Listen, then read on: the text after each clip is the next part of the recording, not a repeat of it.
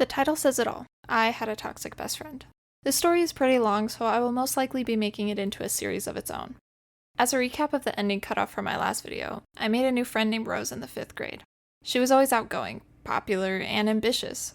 I admired her for knowing what she wanted, and not letting other people get to her, and if someone tried messing with her, she would shut it down real quick.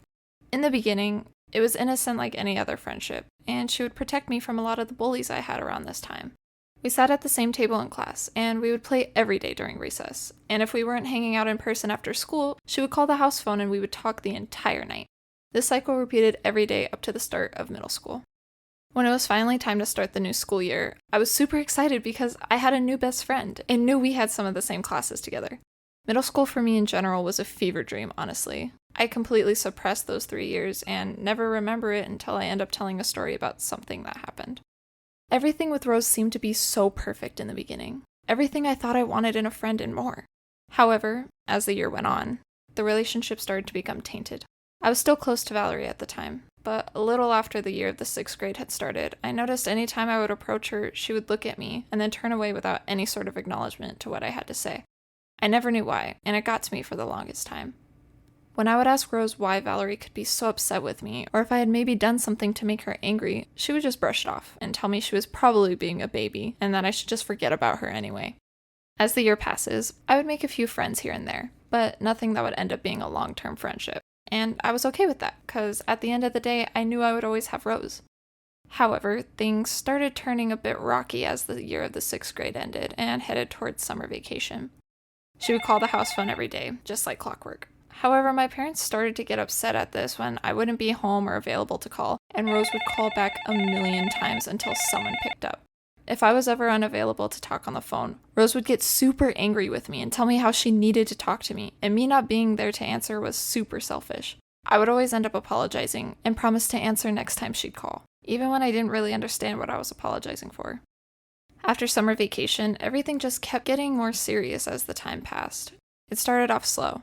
Anytime I would talk to another person who wasn't Rose, she would get furious with me and always remind me that I couldn't keep any other friends because no one actually liked or cared about me aside from her, that I should be grateful that I have her, otherwise I would be the lonely loser everyone knew at school.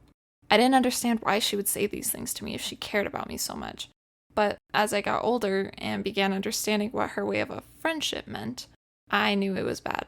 This treatment started off as a form of alienation. Alienation is a conveyance of property to another. This term has many different definitions, and I am in no way an expert on this subject, but I found this definition best fit the experiences I had with Rose at the time. I began growing a large dependence on Rose and clung to her more and more as the year went on. The actual abuse didn't happen until the first few months going into the 7th grade. I remember it was during lunch. I had a regular table that I would sit at with Rose every day. But this day in particular, I had run into an old friend of mine from elementary school that I hadn't seen in forever, and he invited me to sit with him and his friends at lunch that day. I took the offer and had a great time with him, catching up and also making friends with his friends. It felt good to have a change of environment for once. When the bell rang for lunch to be over, I went outside with the crowd of people and said bye to my friend before going to find Rose. I ended up finding her in the back of the crowd of students, but she wasn't happy in the slightest. I remember asking her what was wrong, but she just glared at me with her arms crossed. Out of nowhere, she hit me in the stomach and told me that I shouldn't hang out with those guys anymore, especially if it's when I was meant to sit with her at lunch, and that I wasted her time because she was waiting for me to sit with her. I remember just holding myself and looking up at her in a fearful manner. She never laid hands on me before, and I thought it would have been fine since it was only a one-time thing. I told her that it wouldn't happen again, and she just walked past me and left me there in pain in a small state of shock. This was just the start of everything crumbling in our friendship. It was New Year's Eve. She was staying over at my house and we were upstairs in my room. I had my dad's tablet so we could play games and watch YouTube videos like we always did. She asked me if I wanted to see something crazy, and of course I said yes, not knowing what I would be getting myself into. Rose hid the tablet from me as she typed in whatever it was she wanted me to see, and I just sat there giggling, thinking it was going to be something super funny. She turns back to me, and it was a website I had never seen before, with videos of girls and women being in bed together. I looked at Rose super confused, and she began clicking on one of the videos. I never knew that girls could like girls in any sort of way like this, but as the video went on, I noticed Rose was watching it and smiling, and I was extremely confused and started feeling a bit uncomfortable. She would tell me to watch at certain times, and I would try to act like I was watching, but I would stare at the corner of the tablet. But I could still see the things that were happening in the corner of my eye. I thought the weirdness would end at the video. And then my little sister came into the room. Rose told us she wanted to build a blanket fort so we could immerse ourselves in the bedroom and no one could see us. Let's be ninjas, she'd call it. So we grabbed all the blankets we could from my room and would tie the sides down from my bed to the top of the closet until we were finished and had a small blanket fort at the foot of my bed. Rose told us to each grab a doll we really liked and go into different corners of the room.